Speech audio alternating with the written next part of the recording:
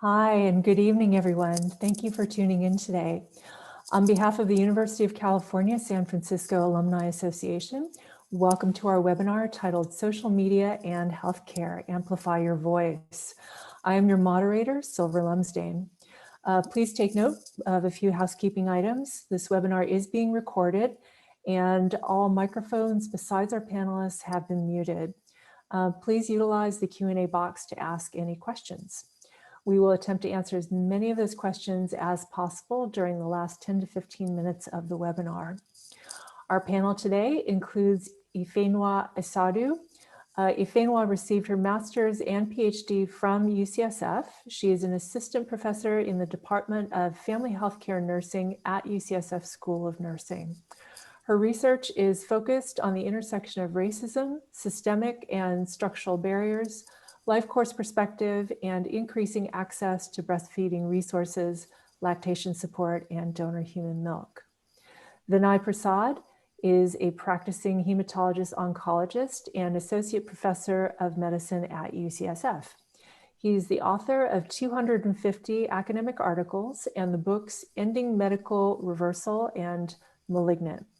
He hosts the oncology podcast Plenary Session and runs a YouTube channel, Vinay Prasad, MD, MPH. Our third panelist is Bob Wachter. He is a resident alum of UCSF.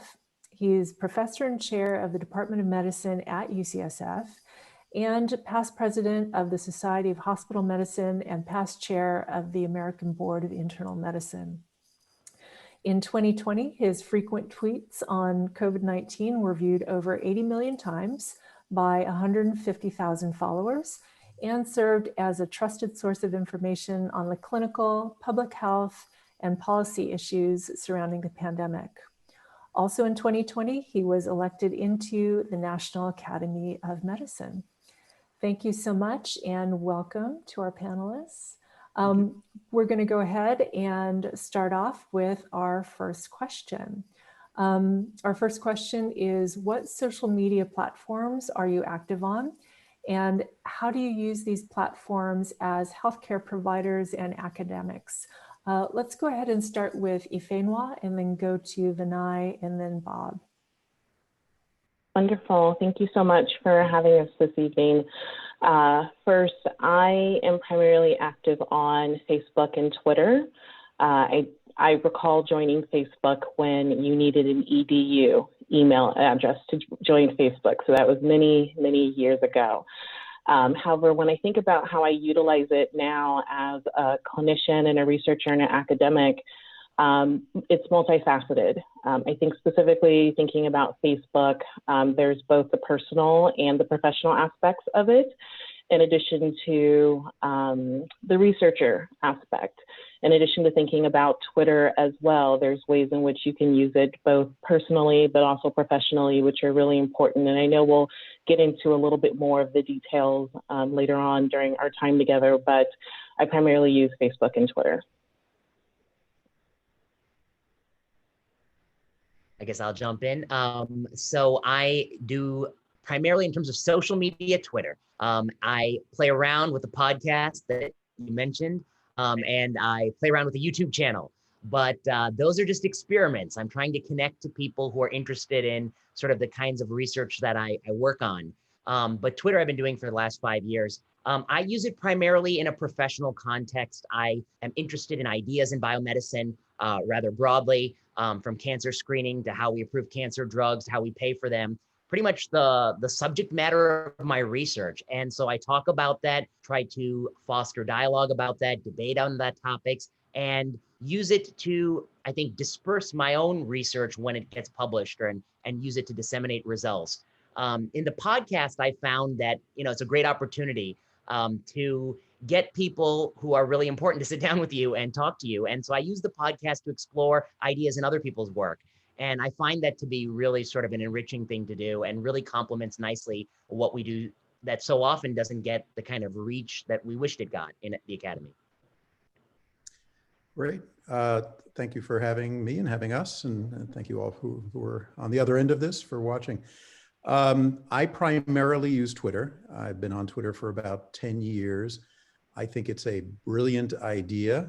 Yes, there are dark corners of it that I try hard to avoid, but both as a way of putting out there ideas that I have and hoping that they resonate and maybe educate people. And I actually like the forcing function of the limited number of characters. It makes you think.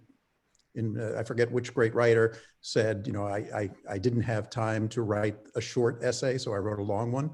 It forces you to think in a compact way, which I think is generally a helpful thing to do. That allows you to append pictures and videos and other things, allows you to link to other sources.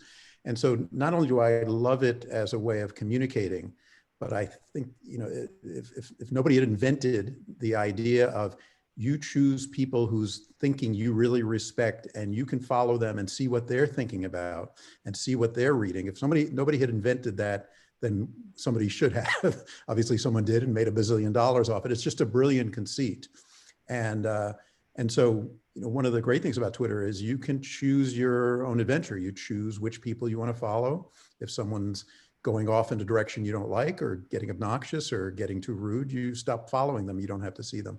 So I've been a real fan of Twitter. And I think in COVID in particular, it's proven to be immensely useful as a way of, you know, the thing is moving along so quickly. There's so much new information trying to distill fact from fiction. It's proven for me an amazing way to keep up on what's new, as well as then to try to distill that and try to help other people in using it. I'm on Facebook, but largely for the purposes of following my children. And as they've gotten older and they're less in need of following, it turns out to be less useful. I found Facebook to be a little too self-indulgent, and too much of it is about, you know, what I had for breakfast, and I don't care what anybody had for breakfast, and nobody cares what I had for breakfast. Obviously, that's demeaning to some people who use it differently, but it feels a little bit more personal, whereas I find Twitter to be a very, very useful professional tool. Great, thank you very much, everyone. Next question is, how do you navigate social media when it comes to your private or professional objectives and personal life? And let's go ahead and start with Vinay for this one. Sure. I mean, I think everyone has to find the balance that's comfortable and right for them. I would say that my balance is no balance at all, because in fact, you will find nothing about my personal life in any social media platform at all. I have just a strict firewall between the two. So, you know, you're just going to find things that I'm interested in, things that I'm thinking about, anything related to my work or what I'm writing about, what I'm studying. But you won't find sort of anything about what I do outside of work, stray for maybe the occasional photo of me on my bicycle or something like that. And I think that's a conscious choice. And I mean, we can talk about it more, but to me, I guess I do have some concerns with our increased social lives in the online forum and what it does for our soul. And I'm not sure that I want to participate in that sort of activity. I still believe that those kind of social interactions are best face-to-face. Maybe I'm showing that I'm a little old-fashioned in that sense. So I have just a strong firewall between the two. Ifeinwa or Bob, would you like to add on to that? Yeah, I think I am a mixture. I think on Twitter, I definitely have more of a firewall and boundary, just given the sheer audience in terms of who has access to the tweets and who has access to your page, things of that nature. I do feel like I have a little bit more control over my Facebook page. And so I am able to navigate both in terms of sharing both personal, but also monitoring that as well, but also sharing academic and research achievements. I think for me in my work as a breastfeeding and lactation researcher, it is very relational. And Facebook is where a lot of pregnant and postpartum women and birthing people are. They are finding support and resources within the different groups that you can join within Facebook. And so it does help to have a public, even though I have a more public face, but that folks can still see that I'm a real person. I do try not to accept folks that I have not met in person. I will direct them to my Twitter and or trying to build an actual Facebook page from my research lab that people can like and follow that way. I think that's another way of trying to create boundaries. But I think for me, in the course of my work, being able to engage with the different groups on Facebook, the moderators on Facebook, it does help for me to have a page and to be friends with those individuals, because that's also helped promote the work that I do in terms of research, but also as an IBCLC, a lactation consultant. It's also helpful for me to be able to gain access into those different groups for folks to know my background and know where I'm coming from and know that I'm not just here as a voyeur, and I'm really here to help, and I've done the work and things of that nature. I'll just chime in briefly. I think it's a tricky call. I think both of the other speakers, I think you have to be very conscious of it. To me, it's about, I try to look at it through the eyes of people that have chosen to follow me. And they mostly are following me because they think I have something useful to say about the professional worlds in which I traffic, and whether that's digital health or now COVID or the organization of hospital care, or any of the things that I think about. I know that that's what they're there for. On the other hand, I think it's sort of an analog to leadership today, where there's something about authenticity and vulnerability and humanness that is helpful and connects you to an audience. And I think you need to, or no one needs to do anything, but I like to think about it in small doses. And when I'm doing it, it's really quite conscious that if someone's choosing to follow me, maybe they would be interested in this. And sort of the one that still strikes me is the very early days of COVID, when things were going completely haywire and all of us were thinking, we might die, and it was crazy, and the amount of new information was overwhelming. And at one point in one of my Twitter threads, I said I had, here's my lunch that I had today, and it was SpaghettiOs and double stuffed Oreos, just as showing like how much I had descended into, how low I could get, that I just needed that kind of comfort food. And I got huge amounts of feedback from that. And actually, Wall Street Journal did a profile of me and had that picture of my SpaghettiOs and Oreos in it. I think those sort of things connect you to people if you're not over the top with it, if you're not kind of silly and stupid about it, and don't do it too much. I do admit to periodically promoting my wife's work, and if one of my kids does something wonderful, I will do that. I try to be very careful about it, because I think if I was a reader of that and saw a steady diet of it, I would find it obnoxious, and I would probably defollow. And I guess this isn't so much personal, but I run a large department, and I try to carefully promote the work of people that I want to promote, and some of that relates to issues of allyship and sort of getting people out there. That's tricky because I have 800 faculty in the department. If I tweeted every time one wrote a paper, that would be about 3,000 tweets a year of just their papers. So I've got to be very selective and recognize that in doing that, there's probably somebody out there who's hurt that I didn't do their thing versus others. So it's a little bit tricky to draw all of those lines. Great, thank you, everyone. That's actually a nice segue, since each of you have a different balance between the public voice and the private voice on your social media. I would like to hear from you about what are some of your social media ground rules? So what topics, comments, types of engagement are off limits from you, for you? Why don't we go ahead and start with Bob, and then go to Ifeinwa, and then Vinay. Yeah, pretty pragmatic about it, in that I'm not sure I have that many absolute ground rules. As I said, I am willing to delve into the personal, as long as I think it's in the service of the people that are choosing to follow me. And I try to see it through their eyes, which is hard to do. It's a lot of people, and obviously I can't make a call on that perfectly, but I think I have a general feel, and apart from people I follow and what I would let them get away with and not.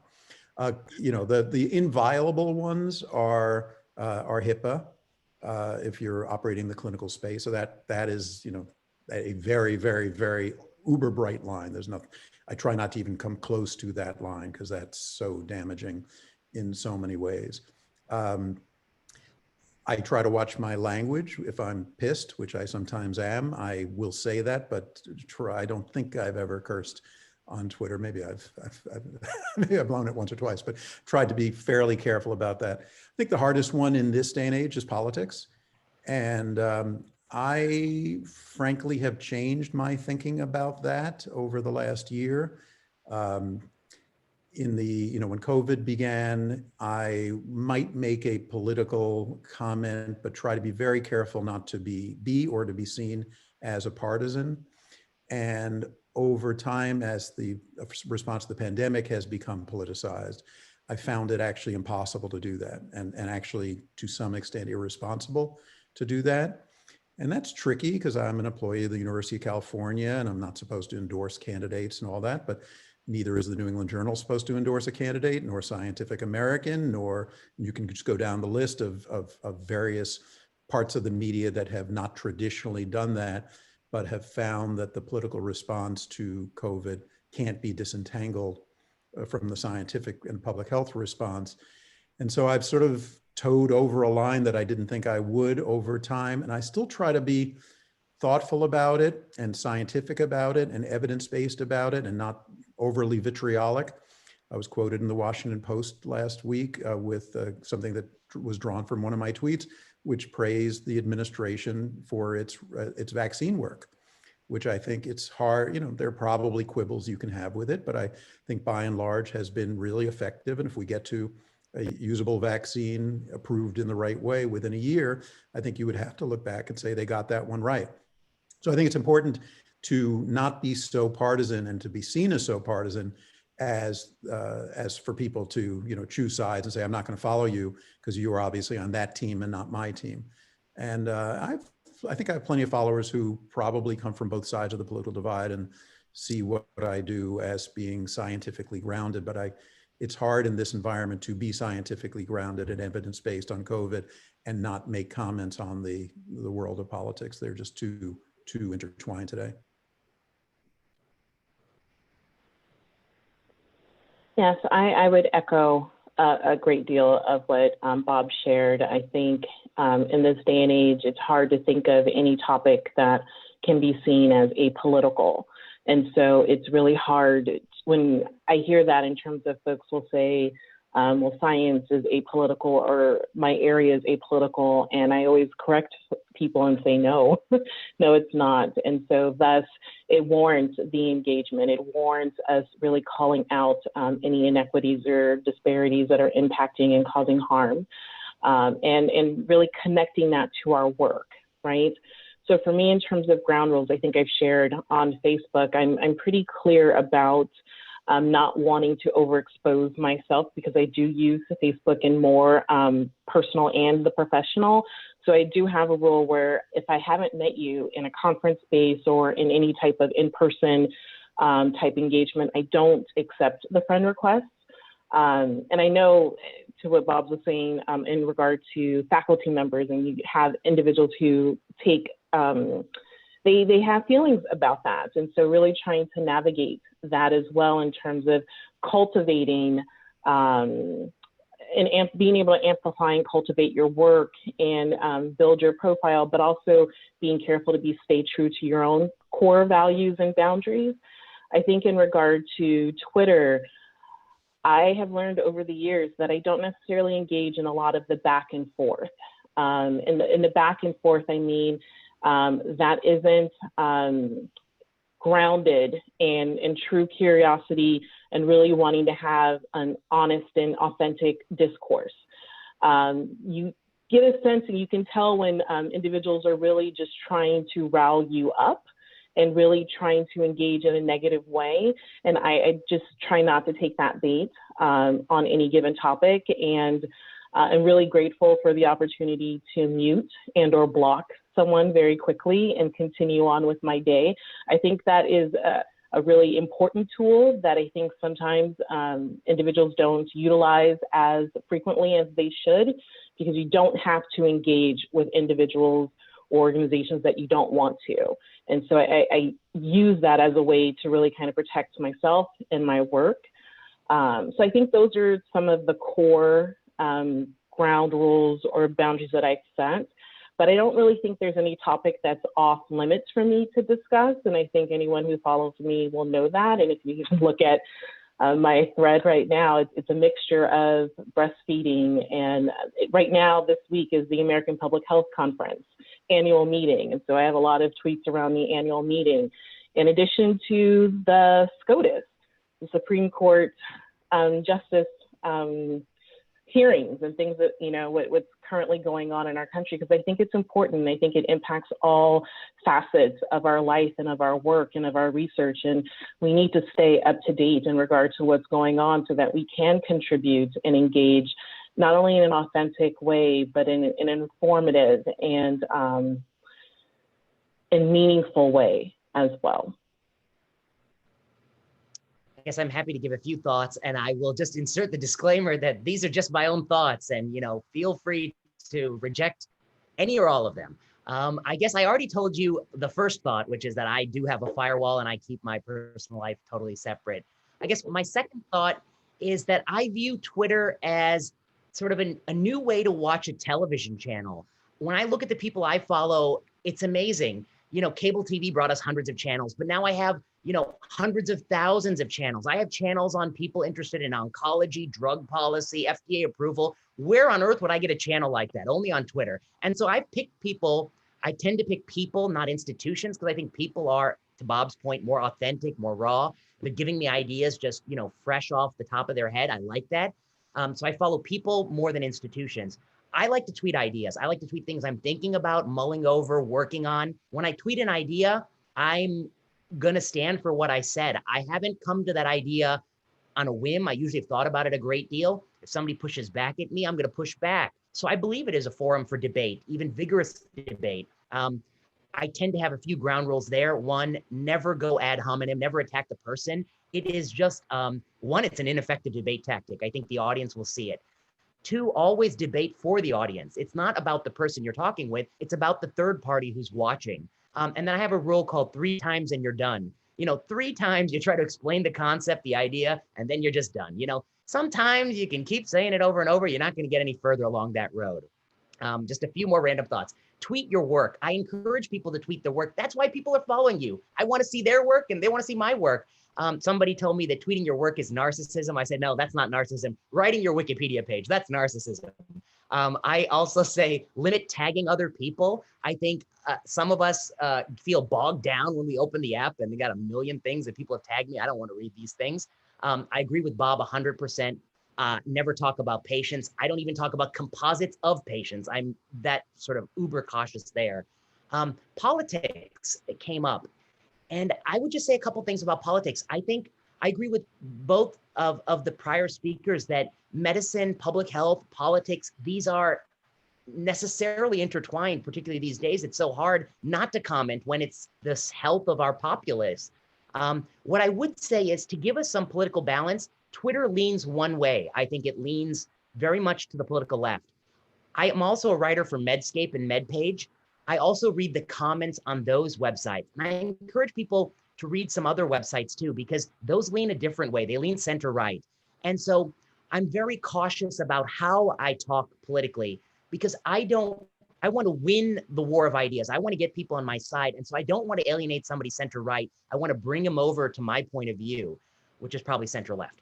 And so my goal is to persuade, it's to win the war of ideas. And then I guess the last thing I would say is, over the years, I have set up some external apps that delete my tweets automatically over a period of time. I think we need to be able to forget.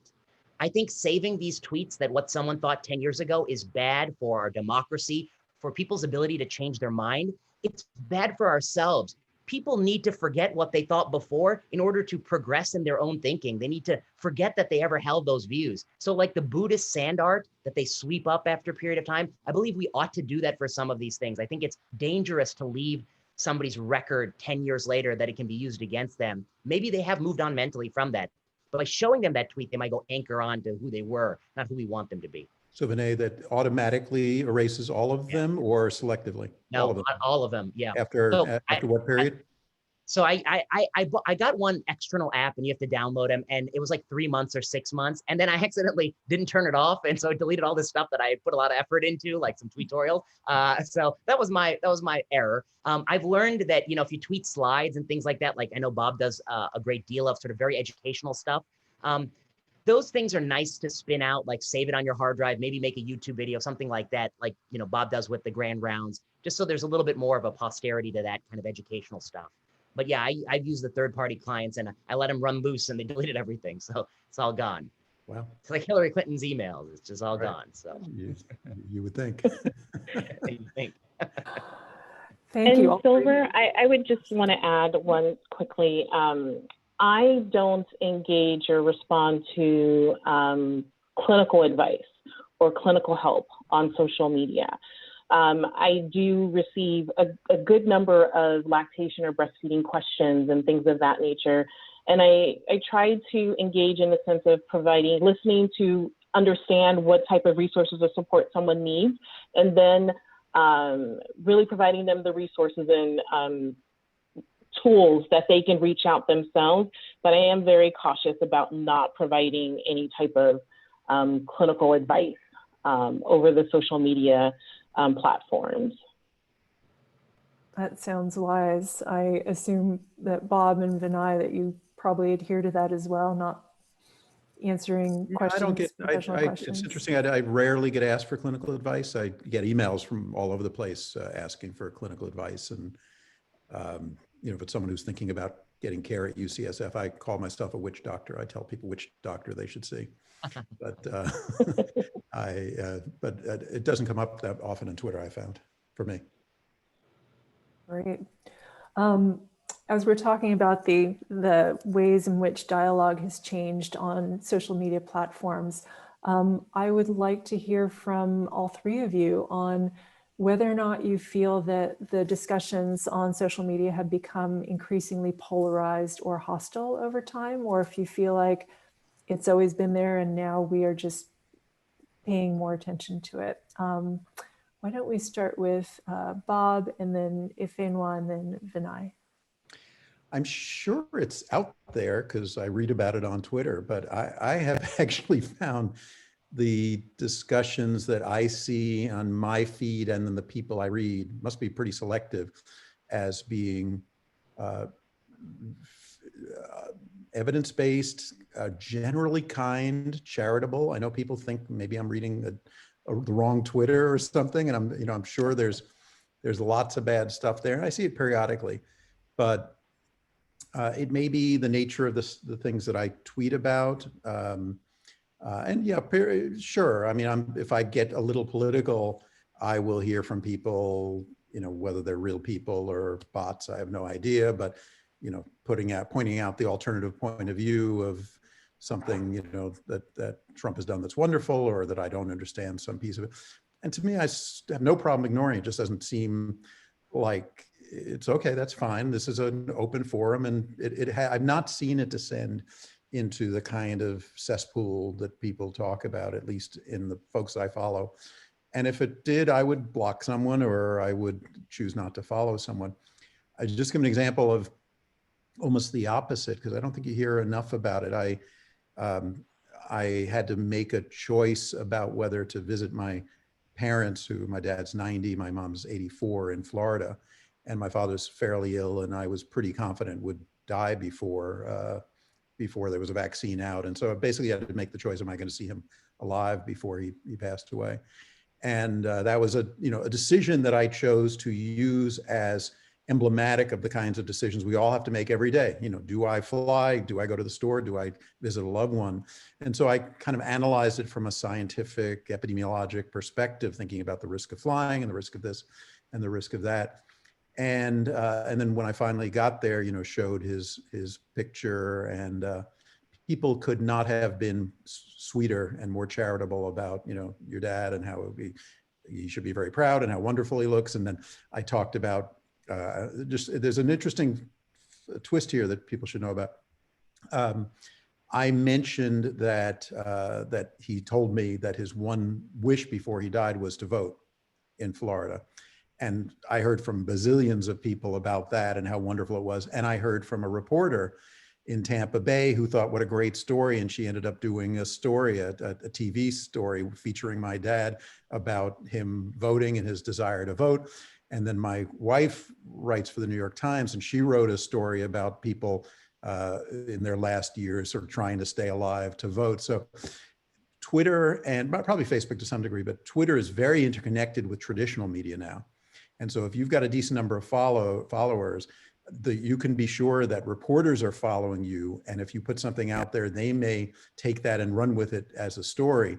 And there's a very incestuous piece that happens, which is they know that if they then run a story that you're quoted in, you're likely to tweet it.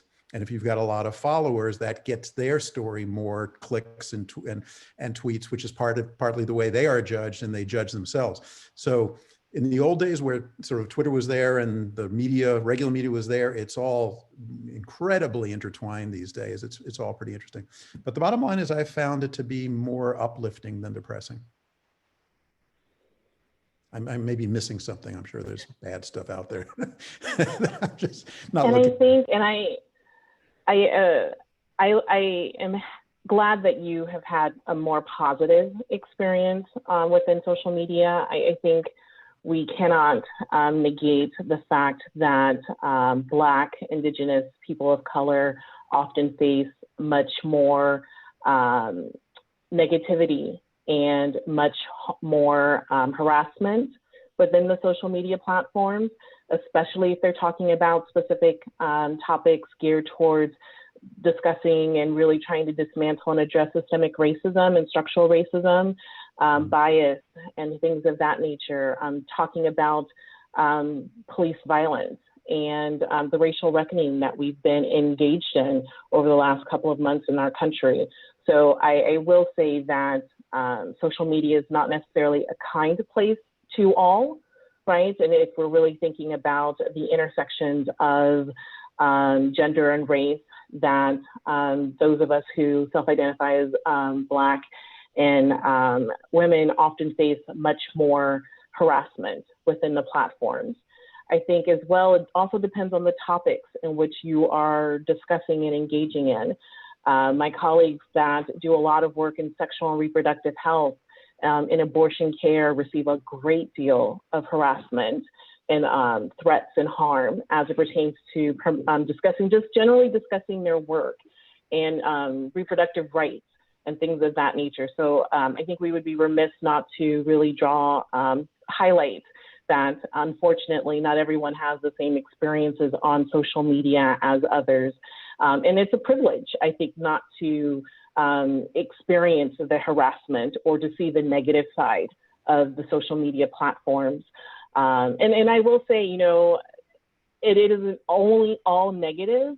I definitely have had really positive and amazing experiences within the platforms, but have definitely seen the dark side of Twitter or Facebook as well. I really want to thank you for bringing that up, because I think that's absolutely right. I think as a white guy, particularly a white guy with gray hair who has some stature, and I think I probably see the most benign slice of it. And when I talk to colleagues who are different in any way, they see a very different view of it. So I think it's incredibly important to raise. Great, thank you. I guess the only thing I'll add is, I think about it in two spaces. One, my own personal trajectory. This is my 6th year on faculty, and I think had it not been for Twitter, my career would have been very different, particularly in the early years. I think more people knew about my work, more people were interested in me. I got more invitations to give lectures than I probably deserved at the time, frankly, and that also spurs a bit of a backlash. I think some people resented me for those reasons, that, who's this person? And I think some people were quick to say, he's not a real researcher. He's a Twitter researcher. He's a Kardashian. They've coined a term. But now, 5 years later, I've published enough articles and enough books, hopefully, that people are saying, okay, he's also a researcher too. So it's very different for me now. I don't personally feel And I've also gotten very good at just completely separating my own emotions from what's given back to me. I can tweet something, I can see something, and I can say, okay, well, that's Twitter, that's life. People aren't gonna like what you say. But I wanna talk a little bit about, I think, what I've observed as a trend that doesn't affect me, but does concern me a little bit. And I think it's changed a little bit over the 5 years I've been sort of lurking out there. We increasingly fall in circles of people who mostly agree with us. That I find a little bit problematic. I think life is, you're gonna agree 65% with people, even your best friends, your loved ones. You know, you're never gonna agree 100%. We have to learn to disagree a little bit, but Twitter reinforces sort of a lot of agreement. The other thing that troubles me sometimes is what I call mob behavior. I've written some articles on mob Twitter. When 100 people, 1,000 people, even 10,000 people find something that somebody said that was perhaps a bit tone deaf, maybe a little bit worse, maybe really sort of an incorrect statement. And then they go after that person. And I often agree with the sentiment that I wouldn't have said that. I think that's problematic. I disagree with that statement, but I'm not sure that sort of pile-on helps. I think one, you know, it may really be very hard on this person because I know what it's like. You know, I've been in the arena for a while. I know what it's like to get criticism. I can take it. But some young people who have no followers, I don't know if they can take it. And I think it puts a great stress on people. So I've had put out some rules where I think, you know, divide someone's followers by 100, and that's how many pieces of negative feedback we can give them. 500 followers, 5 pieces of feedback, and let's call it a day. They know they made a mistake. Let's not make it 5,000 pieces of feedback, because I think that can lead to, you know, bad outcomes. And I think that's sort of what people mean by bullying and those sorts of things. But, you know, I really do applaud Bob, because I think sort of what you see on it is sort of reflects your attitude. He's going out there in a very professional way, and I think he's getting a lot of positivity back. And I think that's what a lot of us find, you know, what you put, you get back. Great, thank you, all three of you. Those were wonderful reflections on the different ways in which we all experience social media. Vinay, I'd like to ask you a follow-up question off of some things that Bob had approached. He was talking about social media's relationship with traditional media. And you have a YouTube channel, you have a podcast.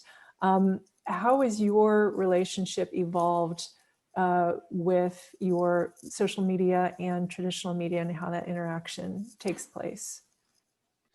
So I think Bob is right, and there's data to support his claim that, in fact, once your follower count on Twitter exceeds 1,000, it is almost certain the case that you are being followed by people in the media.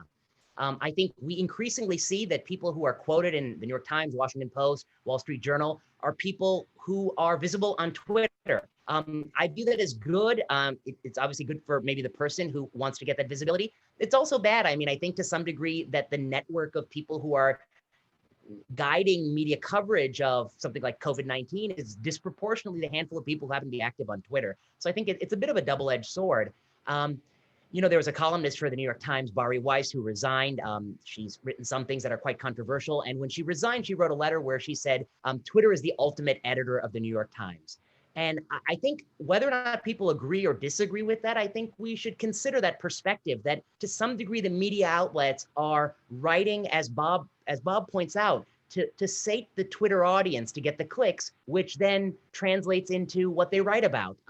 And so it becomes a positive feedback loop. And I guess I've also written some articles recently about the need to hear contrarian voices, people I disagree with. And the reason I feel that way is because I worry we can get sucked into these cycles where we hear from people with one point of view, they get covered by the media, it gets tweeted on Twitter, and it goes around and around. So, I mean, certainly to answer your question, social media and the media have a huge link. It gives you visibility. It will get you in the media. It also has some things that I think we should be a little bit more, I think, conscious about. Great, thank you. Ifeanyi, you had mentioned earlier, you talked a little bit about health equity. How can healthcare professionals leverage social media in order to further health equity? If you can give some concrete examples, that would be wonderful. Yeah, I think that's a great question. I did want to touch on the last question really quickly in terms of the intersections of media and social media. I think as well, we also have to think about the different power dynamics and whose voices are lifted up and amplified when we're thinking about social media and traditional media, especially as it pertains to healthcare. And oftentimes, nurses, I am a nurse, are not as sought out as experts and speakers, even though we are in our right doing the work and doing the research and are experts in a lot of the different topics that are being discussed. And so I do want to lift that up as well, that I think it also, social media provides an opportunity to challenge and really dismantle some of the power dynamics that we see in traditional media in regard to who is looked at or sought out after in regard to experts and what they look like. And I think that's really important. And I think that also really kind of segues well into thinking about health equity, and specifically even using COVID-19 right now as an example in terms of the communities that are being most burdened by the pandemic. We're talking about our Black and Latinx, our Asian and Pacific Islander communities, and really thinking about the ways in which folks are obtaining and receiving education and information and resources, given that everything has shifted from in-person type of engagements and appointments, social media, and really not only telehealth, but really utilizing social media platforms to understand the way in which individuals are seeking out support and resources is very important. That's one of the main reasons why I really utilize Facebook. I'm really thinking again about your different populations that you are either working with clinically or thinking about your research or even your students academically, right? Where are they? And so I think that's one thing first in terms of really identifying what platform the specific population that you're wanting to address, what are they utilizing and how are they utilizing it? And then also understanding what your role can be in those spaces. I think for me, in terms of thinking about Facebook and the different groups, I learned a great deal of being members in those groups in terms of really understanding and identifying what are some challenges and concerns that pregnant and birthing people have right now. What are some major concerns or challenges that folks have as it pertains to lactation and breastfeeding and chest feeding? A lot of that comes out within social media, where folks just kind of feel secure in the support systems that they've developed through the mechanisms, through the different platforms, especially if they cannot engage with people in person to mitigate the spread of COVID-19. But I think just in general, thinking about the ways in which communities of color utilize the platforms is really important. Also thinking about the information as it pertains to our research and our the papers that my colleagues were talking about, how they use it to promote their work. Also thinking about who has access to those journal articles. Social media, when we tweet out, when we post things on Facebook, it really helps to increase accessibility to our work. Not in addition to just promoting, but it really helps to increase accessibility to communities that we engage with that may not have access to our scholarly journals. And I think that's really important, that we aren't just doing this work and it isn't, and we're not engaging with the communities and our partners that are helping to build this work. They also should be a part of the dissemination of the work that we're doing as well. So I think there are a number of different ways that folks can utilize social media platforms. And for me, in thinking about my work in breastfeeding and lactation disparities and inequities, I utilize it a great deal in terms of recruiting individuals for my studies, and also keeping in mind the historical harm and trauma that is associated with research in healthcare and science in Black communities, and really partnering with other influencers and my community partners that have larger social media platforms to really engage with the individuals that follow them, to really help answer some of the questions and concerns that they may have.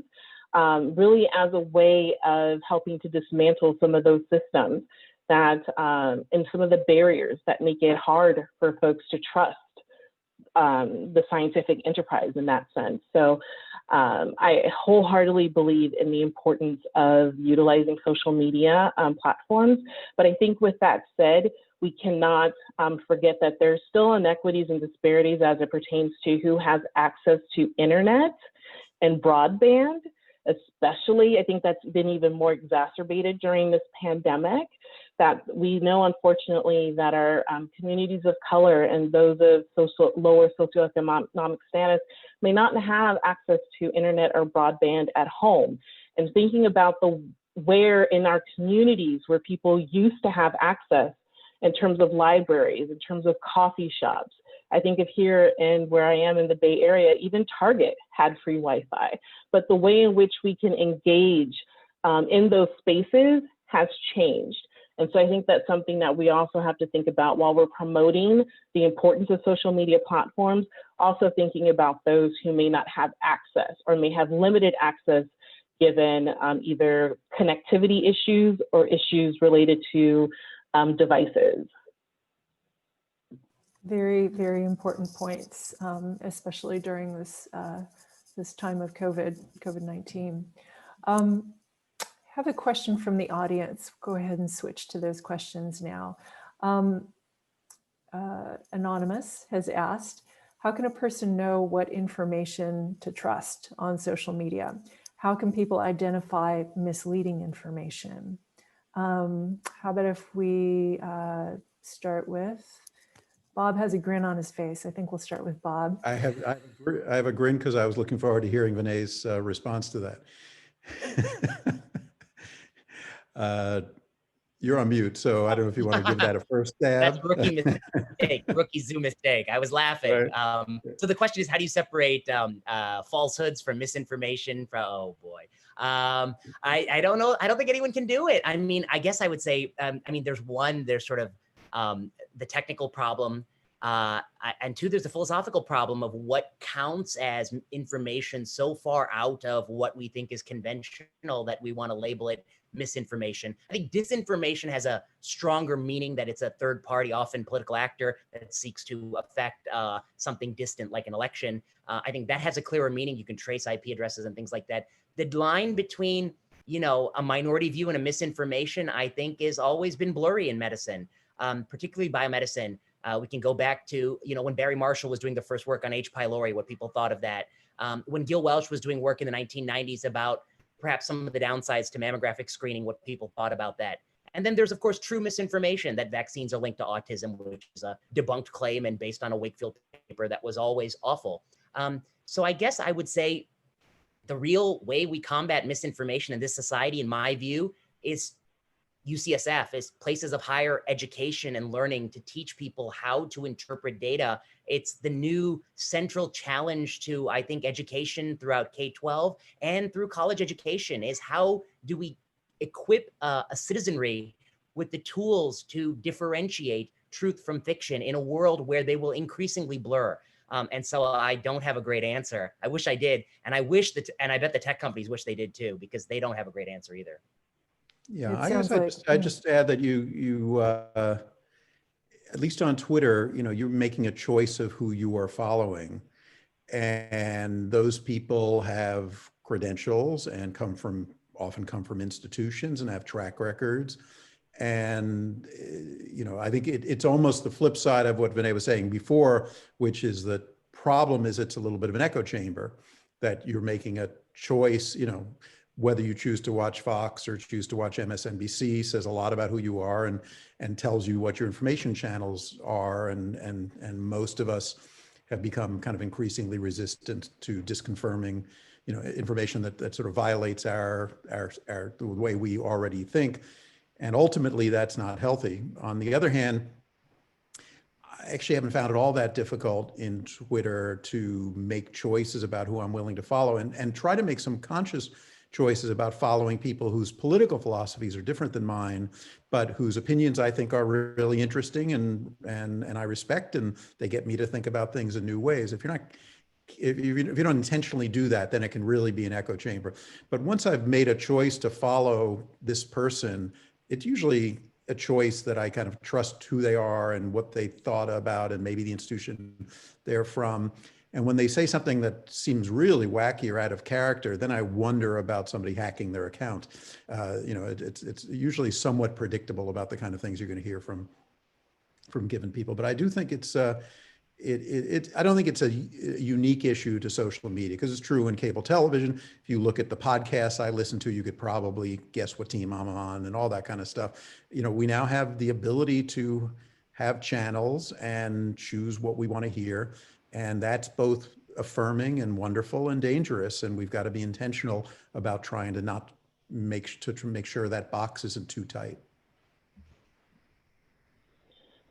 And I think too, we also have to be careful about not negating community expertise, because those in our communities may not have credentials behind their names, but they are well versed in the lived experiences of their communities and are fountains, wealth of information, right? So I think there is also a fine line in terms of also respecting community knowledge, but also with a caveat. I think, especially I go back to thinking about different Facebook groups and reminding my clients that majority of the time that is individuals are sharing their lived experiences, their personal experiences. So if you find yourself receiving advice or information, that you do want to go back and counter that with your healthcare provider or whomever you're receiving care from, just to confirm that the information you are hearing is valid. But I do think that there is a fine line in terms of also acknowledging and validating community expertise as well. Great. Yeah, I guess I'd add that yes, social media potentially exacerbates that if you find yourself gravitating toward people with credentials, but it also is potentially actually a very helpful way of raising those voices. And who often in the pre-social media era where there was no way of disintermediating, unless you were quoted in a newspaper, you were on the evening news, there was no way to get your voice out there. So I think net it's probably positive in terms of the diversity of voices that are accessible. And I think one of the things that is happening in the current environment around diversity and equity is, I think, at least I speak for myself, I am much more sensitive to the issue of, can I use my platform to elevate the voices of others than I think I might have been 5 years ago. Am I perfect at it? No. Do I hear all the things that I should hear? No. Am I a little bit careful about too much of that? Because I'm also people who are following you have only so much tolerance for so much stuff. So you've got to be sort of careful about volume. But I do think it provides a mechanism that's hard to replicate in a non-social media environment to get diverse voices out there and to get the voices of the community out there. It's just got to be handled kind of intentionally and thoughtfully. Great, thank you. We had two specific questions come in. One is from a provider who primarily focuses on sharing sexual and reproductive health content for the teen population. And this person would like to know which social media platforms you would recommend using with this particular population. I'm guessing this would be an Ifeanyi question. I think it depends on, again, understanding your population. When we think about teens and adolescents, they're not necessarily in the same platforms that we are all talking about or using primarily right now, right? So I think about Snapchat, I think about TikTok. There are other platforms that I think tend to draw a younger demographic. As soon as folks of a certain demographic find out about these different platforms, there's a new one that our teens and adolescents have shifted to, right? And that's, so I think in that sense, thinking about Snapchat, thinking about TikTok, and even Instagram in a sense, and also YouTube. YouTube, I think, is huge in terms of video content and things of that nature. and tutorials and education platforms. So those are the ones that come to mind as well. And I know there's another new one that is on the tip of my tongue that I cannot recall right now, that I know young folks in my life are using right now that I can't recall. But I think there are definitely different platforms in terms of Snapchat, TikTok, YouTube, that our adolescents are leaning towards. And I think too, it may be helpful to ask your patients, what social media platforms are they using, right? In terms of what apps do they have on their phones? I think that also gives, can help inform where this provider wants to share content, but also helps to open up a dialogue with your patients, and so that they know that you're interested in the ways in which they're obtaining information and education. I think it's fair to say that if I've heard of it, it's no longer cool. That's a given. Oh, thank you very much, everyone. So we've got about 3 minutes left. I'm going to do a little lightning round here and have all three of you answer this with hopefully 1 minute of talking each. We have a question from the audience about how do you balance the potential negative impacts of social media on your personal time? So for example, making your posts, responding to posts, falling down the rabbit hole of multiple clicks, links, linking out, linking back. How do you manage that, or how do you balance that time with with the rest of your life? How about if we go with Vinay and then Ifenwa and then Bob? Oh, it's $1 million question. I mean, I think it's the hardest thing, and people struggle with it. And you're always sort of in an ebb and flow. I have a friend who says he likes to go on a Twitter diet, and he thinks about it like eating too much food, and he wants to cut back and have a period of time where he doesn't use it that much. He thinks of it as a diet. I guess I would say a few things. One, I try not to use it at certain periods of time. I try to turn it off when I'm writing, when I'm doing work. I have gotten really good at being able to tweet something and I may never check all the replies. I mean, I think you just have to get comfortable with the fact that you may never read everything that engages with you or even has your name in it. And I think that's okay. I mean, it's not meant to be something that you have to feel obliged to respond to. I think Twitter seeps in the cracks in life. By that, I mean, you're looking at it when you would otherwise kind of not be doing anything, like you're at the elevator waiting for it to come, or maybe you're stuck at a red light. You shouldn't be, but maybe you're stuck at a red light and you're looking at it.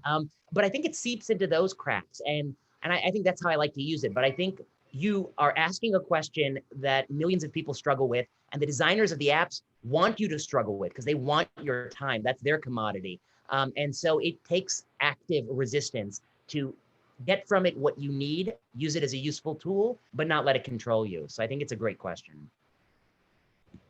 Yeah, I would echo everything that was just said. And also, I too find myself going through periods where I feel that I have too much exposure, that I've been overexposed on the different platforms, and will take a step back from posting and or engaging. I know I have colleagues that go on that will delete the apps from their phones during certain periods of the year, like around the holidays, to times where they want to be more intentional with the people around them. They'll do that because it is much easier to check the different apps when they're very accessible to you, right? But if you have to pull out a laptop or a tablet to kind of log in and do all of that, you will kind of think a little bit twice in terms of, do I really want to do that right now? So I completely agree. I think I find myself, I always say, kind of procrastinating on the different social media platforms. But there's very specific times where I am very intentional about my use of the platforms, specifically around conference attendance. I really find myself very much engaged with Twitter and Facebook when I am attending a conference, or if there's a conference going on that I know that I'm not able to attend, just to see what kind of content is being shared, things of that nature. But there is a tension there in terms of too much versus too little. Great, thank you. And Bob, I'll just leave 30 briefly second. with, Yeah.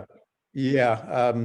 So it's incredibly hard. I don't think it's any, that's a tension we all have with various distractors. It's not Twitter, it's something else. I limit myself to Twitter. I don't follow that many people. I use it, as Vinay said, it's sort of the interstices of my day often when I've got a little bit of free time. I try to be very disciplined about blocking off time. If I'm trying to write something, I really will not check it. But I will tell you, maybe to close, the funniest thing I've ever read anywhere came on Twitter. And it was the New Yorker writer, Andy Borowitz, who's a very funny guy, who about 7 or 8 years ago wrote this tweet. He wrote, "I'm signing off Twitter for a while. My family has left me and I need to find out when." I think it's the funniest thing you can say in a relatively small number of characters. So that does show how addictive it is and how careful you have to be. Great. Thank you, everyone. Thank you so much to our panel for joining us today.